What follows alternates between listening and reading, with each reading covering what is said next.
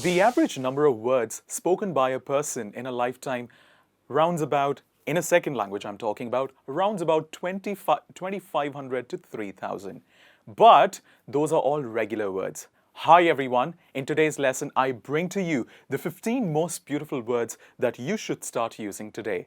What are we waiting for? Let's get started. My name is Hridhaan and I welcome you with a very big heart.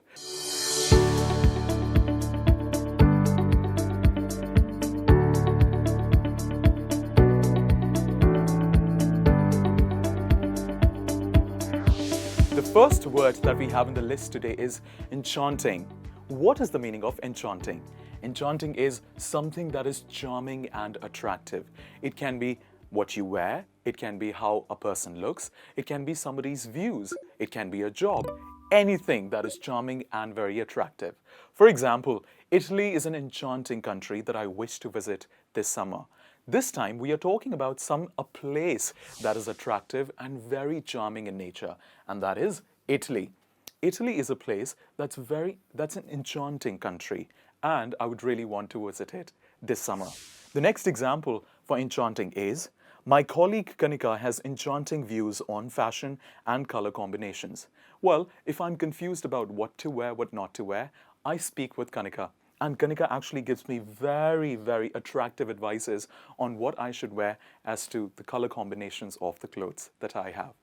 This was about enchanting. Let us now look at the second word in the list, and that is effervescent. Effervescent is a beautiful word. It's a long word. Do not get confused with the spelling and pronunciation. Let me help you. It's effervescent. Effervescent. It means someone or something that is active, positive, and full of energy. It can be a person, it can be a country because of the actions that it's taken, it can be a government, it can be a friend for that matter. Anybody that is positive, active, and full of energy. For example, she's one of those effervescent personalities that you often see hosting TV game shows or anything.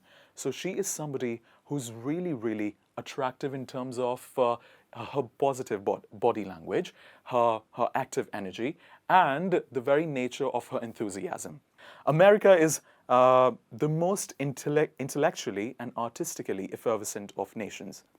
Well, a lot of people might as well argue on that, but it is one of those countries that people look up to, and a country that has always been advanced in a lot of ways, full of energy, positivity, and active outlook and superficiality. So that was about effervescent. Let us now look at the third word in the list. The third one is inestimable. What is inestimable? Beautiful word. Too great to be described or expressed exactly. There are a lot of situations in life, and in a lot of those situations, you feel, oh my God, I do not know how to express this. Oh my God, this is so beautiful. A lot of times people say, I do not have words. But you can replace this phrase, I do not have words, with this very word, and that is inestimable. For example, Mahatma Gandhi's contribution to the freedom of India is of inestimable value. That means this was something that you cannot express in words, that feeling, because he gave freedom to so many people in the country. Well, the freedom that we enjoy today. So we can't talk about it in words, and that is of inestimable value. Next one is savvy. This is the fourth word in the list, and very beautiful word. It means to have a good understanding or practical knowledge of something. For example, a lot of people say this word using this. She is not tech savvy. What is the meaning of tech savvy? He is or he is not tech savvy. That means has practical knowledge of technology. For example, Kate is known for her savvy management skills. Kate is known for her practical knowledge of how to manage people. So Kate is somebody in the organization who's very good, perfect at handling people in the organization, and she's got savvy management skills. The fifth word is my favorite, evocative. Evocative, remember, it is evocative. Evocative. It means something that makes you remember or imagine something about the past. How many of you are Taylor Swift's fans? Now, if you're Taylor Swift's fans, we are both Swifties. Taylor Swift's songs have powerfully evocative lyrics. That means whenever you listen to the songs of Taylor Swift, you actually start imagining about a lot of things that happened to you in the past. And that is, Taylor Swift songs have powerfully evocative lyrics. The next one is Lord. It is not loud. It is Lord. So what is it? L or D. L or D. Lord. One more time. Lord.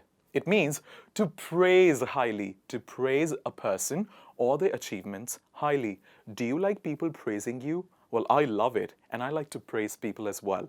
Let's see how we can use it in example. The teacher lauded my presentation for its creativity. The teacher found that my presentation had a lot of creativity, and she praised me, she lauded me for that in front of the entire class. The next example is, Ed was lauded for his achievements in the music industry. How many of you know Ed Sheeran? Have you heard of his songs? Please do let me know what's your favorite song from Ed. So Ed was actually lauded for his achievements, the successes that he has had in the music industry. He was praised for that. This was all about laud. Let's now look at the next word. Veracity. Very interesting and very intelligent word. I've seen a lot of big people using this word. It means the habit of telling the truth, the habit of telling and talking about honesty, the truth of a situation. Goddess Sita was shocked to find her veracity questioned. Now, if you have read a very important scripture from India, and that was Ramayana, you would know that Goddess Sita felt quite shocked when her veracity, her truth was questioned, because she was a goddess and she could never lie about things. And when people questioned her about so-and-so things, she was shocked because her veracity, her truth was questioned. Next example is, the teacher questioned the veracity of my argument in the answer sheet. I had written an answer, and the teacher did not expect that I could be someone who might write that answer. And the teacher questioned the veracity, the truth of my answer. The teacher was suspecting if I wrote that answer myself or cheated from someone. This was veracity. Let's look at the next one. Ephemeral. A very interesting phrase. And I've got a very interesting example as well for you. It means lasting for a very short period of time. What are the things in your life that last for a very short period of time? Sometimes relationships, well, quite questionable. Let's see, fashion and its trends are quite ephemeral in nature.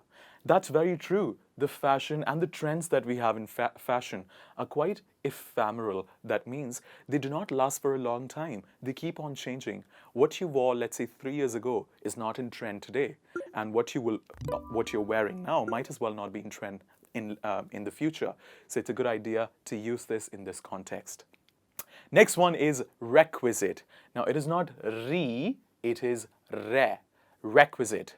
It means a thing that is necessary, a thing that fits in that particular situation. For example, he lacked the requisite skills for the job in managing the team.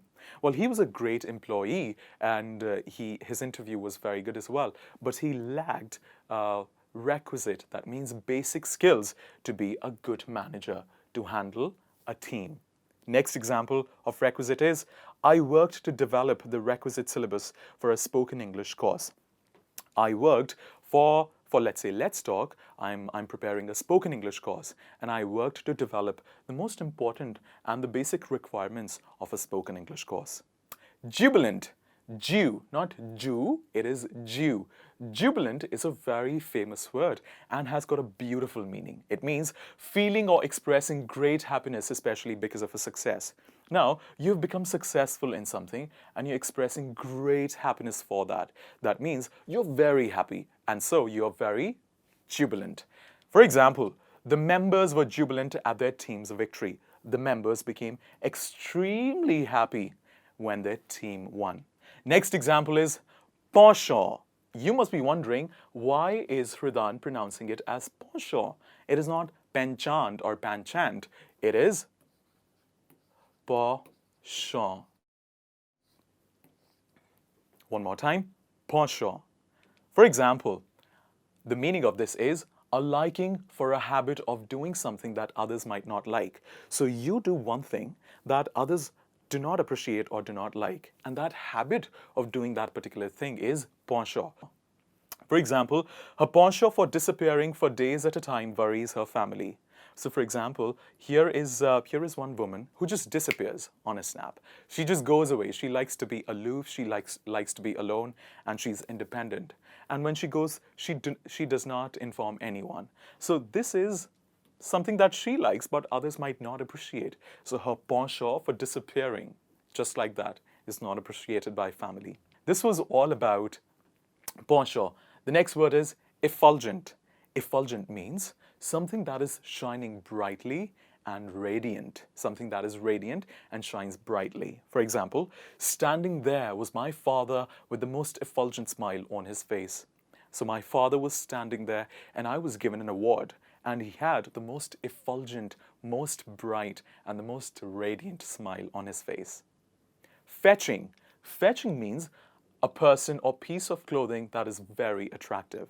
So if you say, Hridhaan, the sweatshirt that you're wearing is fetching, that means it is very attractive. For example, you look very fetching in your green shorts. Next and the last word on the list is muse. Muse means a person or imaginary being or force that gives someone inspiration.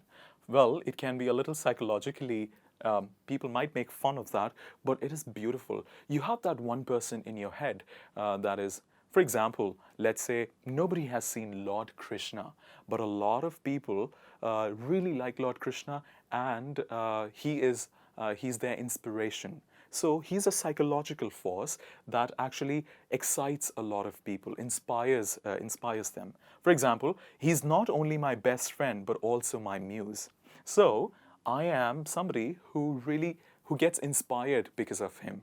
He is just not a best friend, but somebody that quite relates with the imaginary force that is there inside of me about something. Once she was a famous actress and muse to a lot of wannabe artists. We are talking about, let's say, an actor in Bollywood, actress in Bollywood, who was an inspiration to a lot of people because of the work that she did, because of the kind of person that she was. So she was not just an actress to a lot of people or a beautiful woman. She was a muse to a lot of people.